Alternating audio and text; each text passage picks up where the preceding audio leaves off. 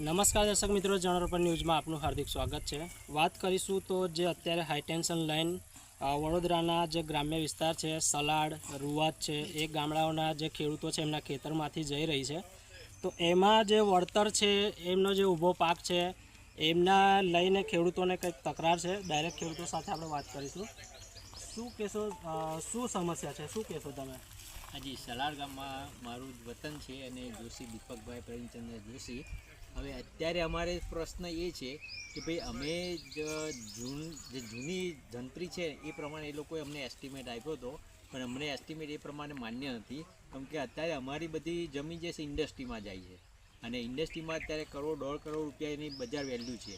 તો અમે એ લોકોને એવી રીતના કીધું કે ભાઈ તમે અમને બજાર વેલ્યુ જે છે એના એકચ્યુઅલી જમીન સંપાદનનો કાયદો જ એવો છે કે તમે કોઈ પણ ખેડૂતની જમીન સંપાદન કરતા હોય તો બજાર વેલ્યુના 4 ગણી એને આપવી પડે। પણ અમે એને એવું કીધું કે ભાઈ 24, 25 ને 26 3 વર્ષનો જે હાઈએસ્ટ દસ્તાવેજ હોય એ દસ્તાવેજ પ્રમાણે તમે અમને આપો એમ। તો એ લોકો એગ્રી બી થયા હતા અને મંદિરમાં અમારે મિટિંગ થઈ હતી રણછોડજી મંદિરમાં, અને એ રીતના એગ્રી થયા હતા। ત્યાર પછી અચાનક એ લોકો અત્યારે આવી ગયા છે અને આવીને કામ ચાલુ કરે છે। હવે અત્યારે અમારી પાસે કોઈ એમનું લખાણ બી નથી કે નથી અમને કોઈ એ લોકોએ પ્રૂફ આપ્યું અમારી પાસે। તો અમે એમને કીધું કે તમે અમને લખાણ આપો, કાં તો અમારે જે તમે એસ્ટિમેટ આપવાના છો એ અમને આપી દો, તો અમને બી ખબર પડે કે તમે કેટલું અમને વળતર આપવાના છો એમ। હવે એવું કશું લાયા નથી અને પોલીસ રક્ષણ હાથે આવીને કામ ચાલુ કરી દીધું છે। એટલે તમને કોઈ લેખિતમાં જાણ કરેલી છે? અમને કોઈ આપેલા છે એવું કંઈ ખરું? કોઈ શરૂઆતમાં જ એક નોટિસ આપી હતી, ત્યાં પછી અમને કોઈ કાગળ આપ્યા નથી અને અમે કોઈ બી એક બી ખેડૂતે અમે સહી કરી નથી।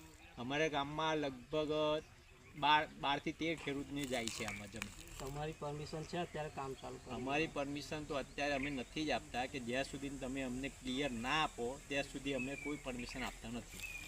પણ એ લોકોને અત્યારે બળજબરી છે કે ના અમારે બધા માણસ બેસી રહે તો કામ કરવું જ છે। તો આપણી સાથે બીજા પણ એક ખેડૂત છે, એમની સાથે પણ આપણે વાત કરીશું। શું કહેશો તમે?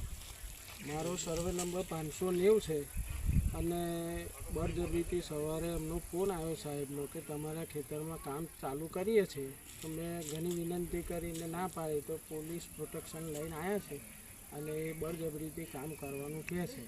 હજુ અમે 2024, 25, 26 પ્રમાણે જે જંત્રીની અમને વાત કરીને જે દસ્તાવેજ ઊંચો હોય, અને સાહેબશ્રીએ પણ બરોડાથી કીધેલું કે જે જંત્રીમાં ઊંચો દસ્તાવેજ થયેલો હોય એના 4 ગણા ગણી અને પ્લસ 2026ના 10% રકમ એની મેં પ્લસ કરીને તમને કાગળ આપ્યા પછી કામ કરીશું। અને એ કોઈપણ પ્રકારનું લેખિત લઈને આવ્યા નથી અને કામ કરવાની ઉતાવળ કરે છે। એટલે તમને જે વળતર નક્કી કર્યું હતું જે તે કારણે એ કોઈ કાગળ કે દસ્તાવેજ એવું કંઈ આપેલું છે? એ 1985ના કાયદા પ્રમાણનું એમને જે આપી દીધું જૂનું, અને ત્યાર પછી મિટિંગમાં એમને રણછોડજી મંદિરમાં આવીને બેસીને કીધેલું કે 2024, 25, 26 પ્રમાણની કલેક્ટર સાહેબે અમને પરમિશન આપી છે અને જે જંત્રી દસ્તાવેજ ઊંચો થયો છે એ પ્રમાણનું અમે ગણતરી કરી અને 2026ના પ્લસ કરી 10% એ બધું લખાણ આપ્યા પછી કામ ચાલુ કરીશું। તે છતાં હજુ લખાણ આપ્યું નથી અને કામ કરવાની ઉતાવળ કરે છે। ખેડૂતની જાણવા મળ્યું કે ખેડૂતને જે નવા જે એમને જે નવી જે શરત મૂકી હતી એ મંજૂર હજુ એમને કલેક્ટરમાંથી મળી નથી, કે એમને કોઈ એવા કાગળ નથી મળ્યા। તેમ છતાં જે વીજ કંપની છે તેમના કર્મચારીઓ દ્વારા અહીંયા કામ ચાલુ કરી દેવામાં આવ્યું છે અને પોલીસ પ્રોટેક્શનમાં એ લોકોએ કામ ચાલુ કર્યું છે। એટલે ખેડૂત જે છે તે પોતાની માંગ સરકાર પાસે મૂકી રહ્યો છે। એટલે તમે કેટલા ખેડૂતો છે આમાં અત્યારે? એમાં ટોટલી 12-13 ખેડૂત છે અને 6 પોલ સલાડમાં જાય છે।